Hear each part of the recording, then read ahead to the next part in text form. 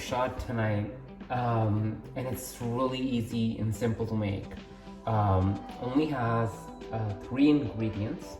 It's roti atta, which is basically flour, mostly used for rotis, sugar, and then oil. This is where we substitute to make it dairy free. Traditionally for Parshad, people use desi ghee, which is like butter or derived from butter. We're going to use avocado oil, and in my experience, I used to be able to eat it back in the day when I didn't have the allergy, but avocado oil tastes great. So the ingredients and the quantities are really easy to remember and simple to make. So it's 1 part atta, 1 part sugar, 1 part oil, and 3 parts water. So I'm going to say it again: 1 part atta, 1 part sugar, 1 part oil, and 3 parts water. So there's 2 things. You prepare the sugar syrup, which is basically water and sugar, separately, and you bring it to a boil.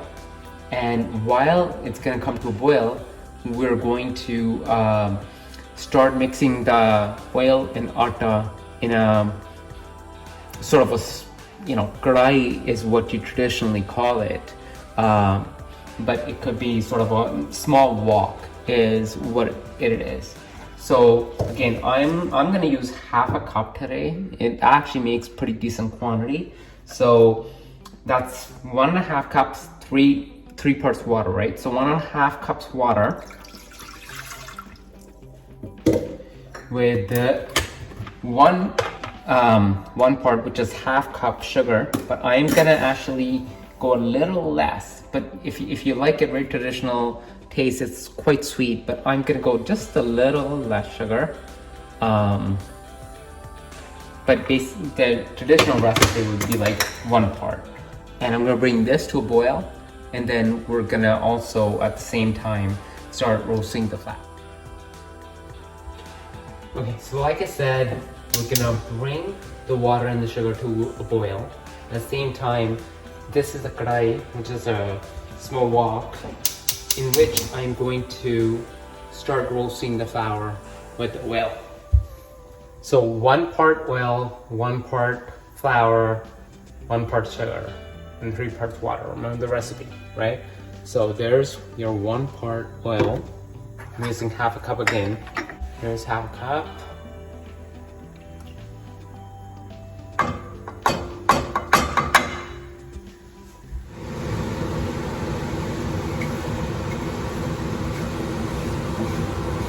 So as you can see, the color is actually getting pretty tan. So I think we're pretty much ready. So I'm going to turn the gas off here. And when you mix the water, just move back from the pan because it's going to splash and create a lot of steam. So make sure exhaust is on.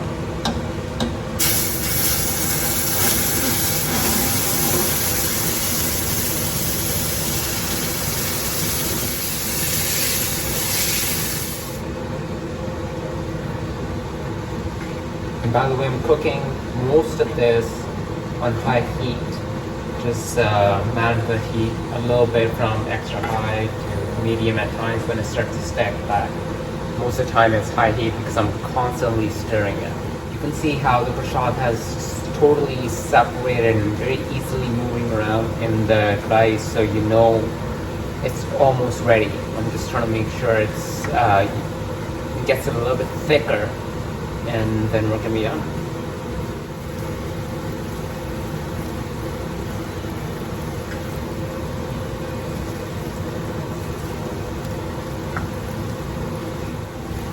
And there it is, guys. It's pretty much done. I would say it is done. Okay, thanks guys. Thanks for watching. Hope you enjoy.